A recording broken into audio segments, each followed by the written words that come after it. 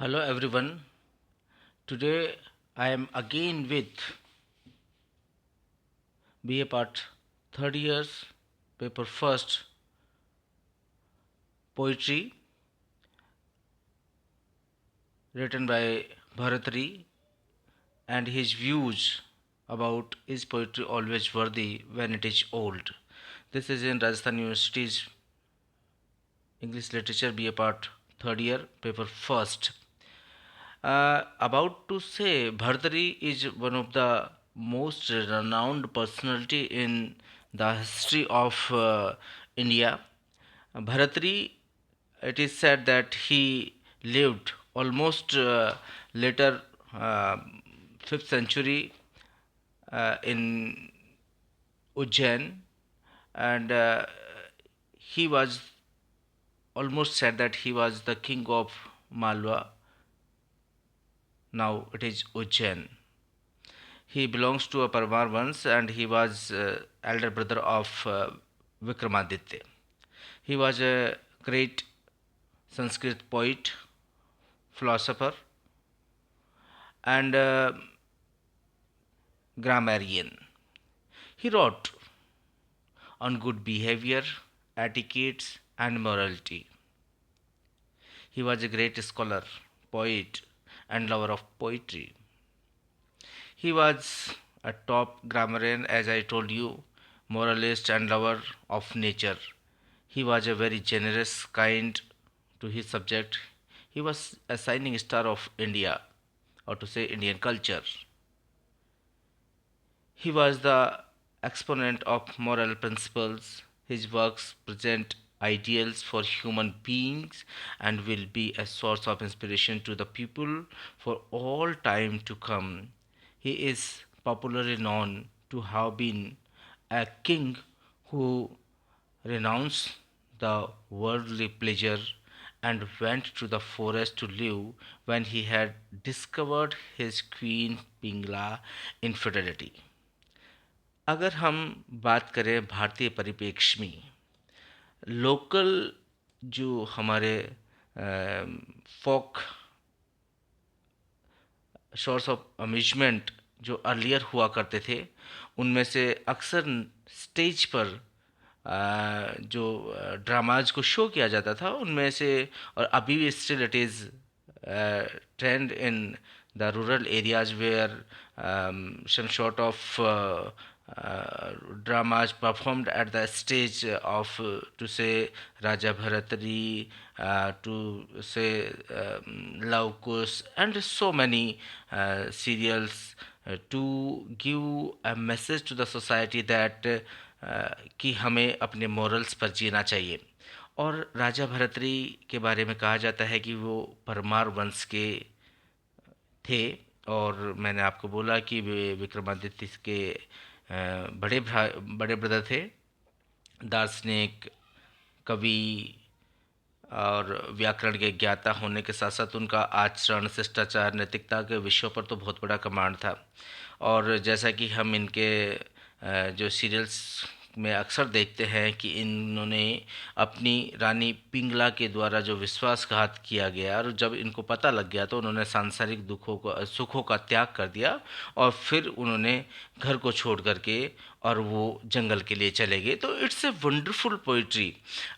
Wonderful personality जिन्होंने कि एक जहाँ पर थोड़ा सा विश्वासघात नज़र आता है और वो अपने घर को छोड़ करके चले जाते हैं nowadays to deceive a person it's become a great trend यहाँ पर तो आज के अगर हम परिप्रेक्ष्य को देखें विद्यार्थियों हमें इस चीज़ का ध्यान रखना चाहिए मॉरल्स हमारे जीवन के लिए बहुत ही महत्वपूर्ण तथ्य हैं हम लोग अक्सर अपने तुच्छ स्वार्थों के लिए किसी की भी जान खतरे में डाल देते हैं जो कि वाकई खतरनाक है आज जो कोरोना का दौर चल रहा है कोरोना एक ऐसी पेंडेमिक डिजीज़ है जो कि वर्ल्ड वाइड है it's a very very to say भयावह है डरावनी है लेकिन लोग जो इसके साथ में सफ़र कर रहे हैं वो लोग अपनी कुछ चीज़ों को छुपा लेते हैं और दूसरों के साथ में वैसे ही मिलते जुलते हैं जिसकी वजह से और लोग उनके संपर्क में आकर के निश्चित रूप से इन्फेक्टेड होते हैं, उनके फैमिली मेम्बर्स इन्फेक्टेड होते हैं, और इसका रिजल्ट ये होता है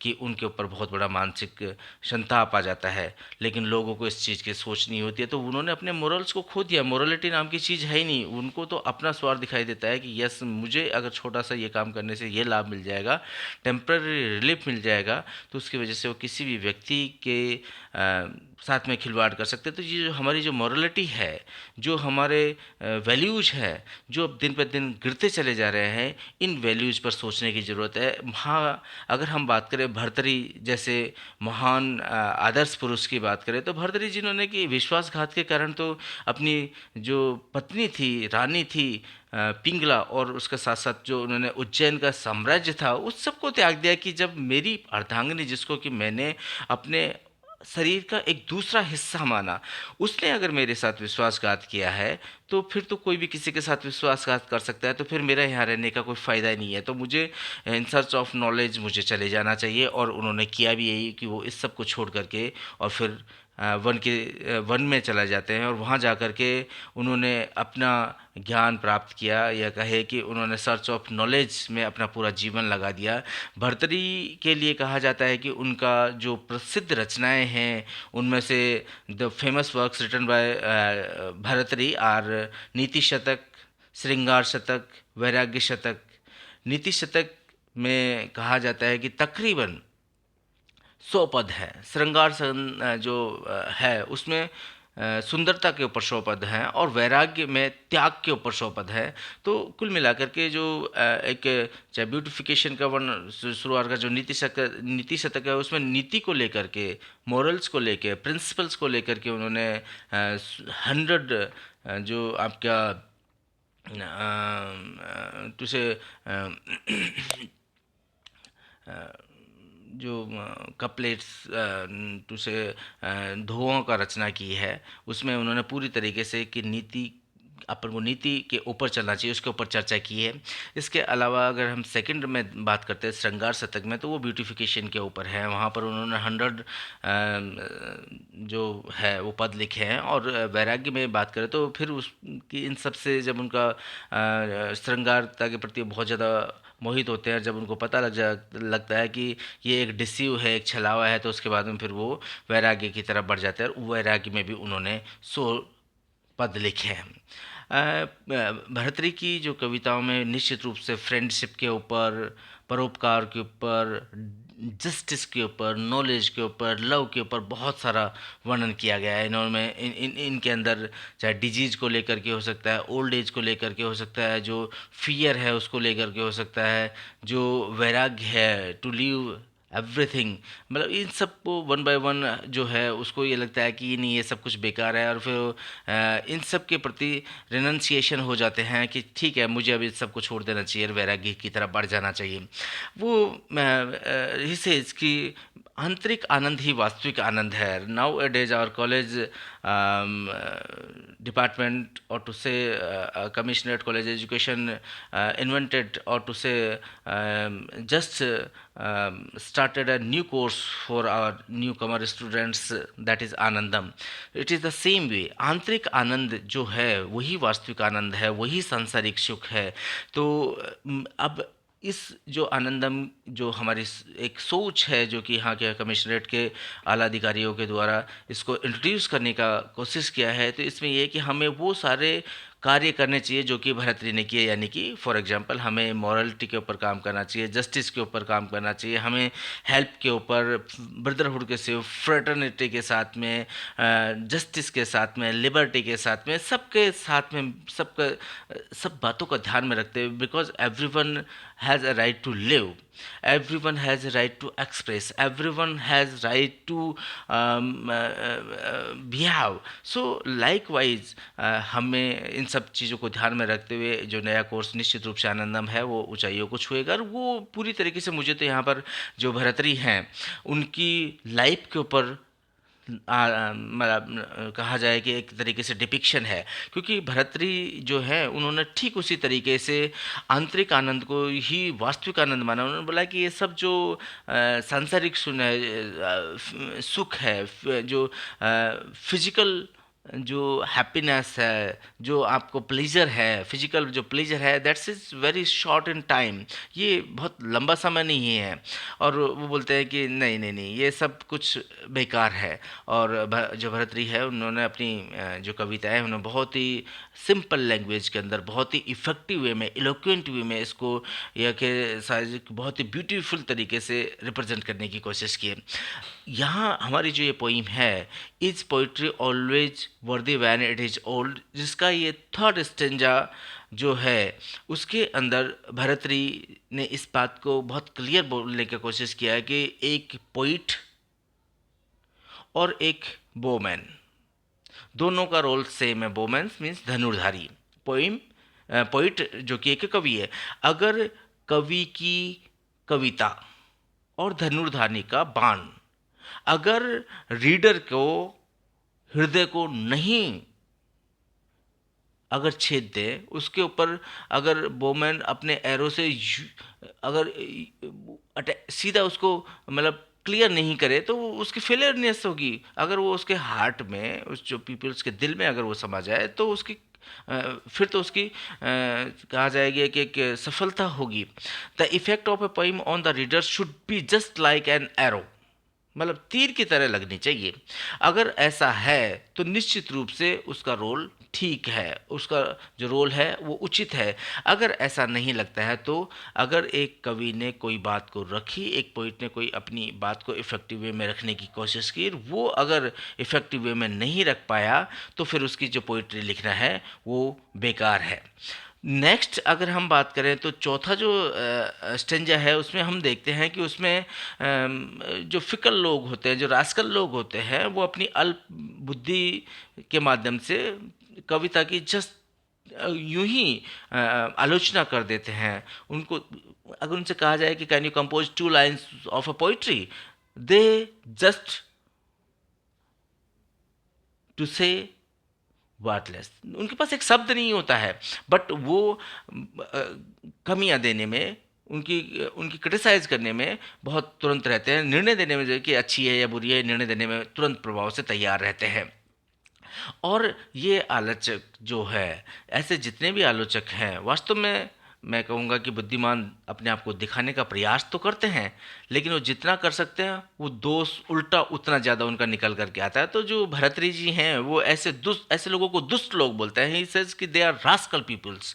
जब वे कविता को समझ नहीं सकते हैं, जब वो पोइम को मतलब कंप्लीट तरीके से अंडरस्टैंड नहीं कर सकते हैं, तो फिर वो उसके बाद में अपनी मतलब अपनी अपनी जो टैलेंट है, अपनी बुद्धि को दोष नहीं देते हैं, परंतु वे कविता के ऊपर दोषारोपण करते हैं कि इसके अंदर कमी है, पोइट को लिखना नहीं आया, उसमें बहुत सारी जो है लैप्सेज हैं, कमियां हैं। ठीक उसी प्रकार से, जैसे कि एक टू से कि एक क्रूप लड़की जो कि ब्यूटीफुल नहीं है, जो एवरेज लड़की है, वो अपनी बातों को या अपने आप को प्रूव करने के लिए बोलती है कि नहीं नहीं, ये जो ड्रेस है, इसका जो सेंस है, ये ख़राब है, ड्रेस अच्छी नहीं है, it is not fitting on me, otherwise I am beautiful.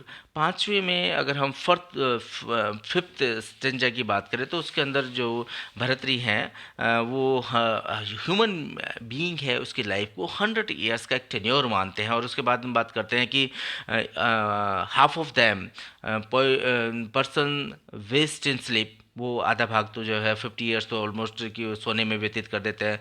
Then इसका जो 1/4 जो पार्ट है, उसको रेस्ट करने में वो स्पेंड कर देते हैं।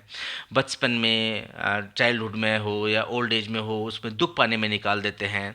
और जो रेस्ट एज है, जो रेस्ट टाइम जो बचा है, उम्र जो बची है, वो या ईयर्स जो बचे हैं, वो बीमार रहने में, दुख के आंसू बहाने में, अपने नियरेस्ट एंड डियरेस्ट को खो जाने के एवज में वो दुख मनाते हैं, दूसरों के काम के लिए उसको वेस्ट कर देते हैं। इस तरीके से वो 100 ईयर्स का अपने जो पूरा जो एक लाइफ स्पेन है, उसको पूरा वेस्ट कर देते हैं। तो वो बोलता है कि अपने जीवन की संक्षिप्त अवधि में कठिनता से ही एक ह्यूमन बीइंग है, वो आनंद को प्राप्त कर पा सकता है। और आनंद प्राप्त तभी कर सकता है जबकि वो अपनी नैतिकता और अपने जो प्रिंसिपल्स हैं उनके ऊपर खरा उतरे। अगर वो अपने प्रिंसिपल्स पे खरा नहीं उतर रहा है, तो निश्चित रूप से वो व्यक्ति आनंद नहीं पा सकता है। लास्ट स्टिंजा के अंदर भर्तरी इस बात को बहुत क्लियर रिप्रेजेंट करने की कोशिश करते हैं और बोलते हैं कि देखिए कि सपोज करिए कि मैं अपना पूरे अपने आप को अटेंटिव पूरी तरीके से कंसंट्रेट करता हूँ मैं अपने लव के ऊपर, और I think the bonding of love between husband and wife is the supreme one. इसके अलावा और किसी के बीच में इतनी ज़्यादा बॉन्डिंग नहीं हो सकती जितनी कि एक पति और पत्नी के बीच में होती है। अब जब इनको लीव करने का टाइम होता है तो पत्नी ये जानती है, ये नहीं जानती कि वो पति को क्या कहे। अगर वो कह दे कि ठीक है आप जाइए, तो पत्नी का एक इम्पेरेटिव आदेश सा हो गया, नहीं जाइए तो भी यही हो गया। जाने के लिए बोले तो बोलेगा कि आप तो मेरे से प्यार नहीं करती हैं, आपका मेरे से कोई लगाव नहीं है।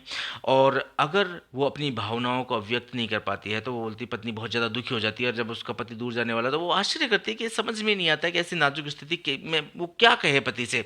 वो अपनी पति के साथ में विदाई में, मतलब पति से जो विदाई पति जो है विदाई का जो समय होता है तो उस समय वो ठीक 6 बातें बोलता है। वो जो बातें हैं वो ये है कि अगर वो ये कहे कि ठीक है आप जाइए, तो ऐसा लगता है कि वो अपने प्रेमी को प्रेम नहीं करती है। हुँ। अगर वो कहती है कि नहीं जाओ मेरे पास ठहरो, तो ये आदेशात्मक हो गया, इम्पेरेटिव हो गया। और वो पुनर्व्यक्ति कि आप जैसा चाहे वैसा करिए, तो फिर आपको लगेगा कि ये तो पैसिव है, भावना शून्य है, उदासीनता को व्यक्त करता है, मानो वो उसकी परवाह नहीं करी है। अगर उसका दूसरा विकल्प ये कहे कि अगर आप गए तो आई विल डाई, तो ये लगता है कि ये सब अ, बेकार की बातें कर रही है। ये कोई nobody will believe on this one and says कि नहीं नहीं ये बेकार की बातें हैं। अंत में वो पति से खुद ही रिस्पेक्ट करके बोल देती है कि आप जा तो रहिए महोदय, लेकिन आप मुझे बताइए कि मैं क्या करूं, मुझे तो सिखाइए। कि अंत में अपने पति से बोलती है कि अब वो क्या करे, आप तो चाह रहे हैं लेकिन अब वो क्या करे, आपको हाँ करे ना करे, आपके साथ चले नहीं चले, क्या करे। तो इस तरीके से वो जो है यहाँ से विदा लेकर के चले जाते। तो ये एक बहुत ही वंडरफुल आइडियाज़ हैं जो कि भरत रे के द्वारा इस पोइट्री ऑलवेज वर्दी व्हेन इट इज़ ओल्ड है इसमें दिया है। तो स्टूडेंट्स हम टेक्स्ट को लाइन टू लाइन अपना जो पार्ट 2 आने वाला है भरतरी पार्ट 2, उसके अंदर मैं आपको टेक्स्ट रीड कराने वाला हूँ। Till then bye bye.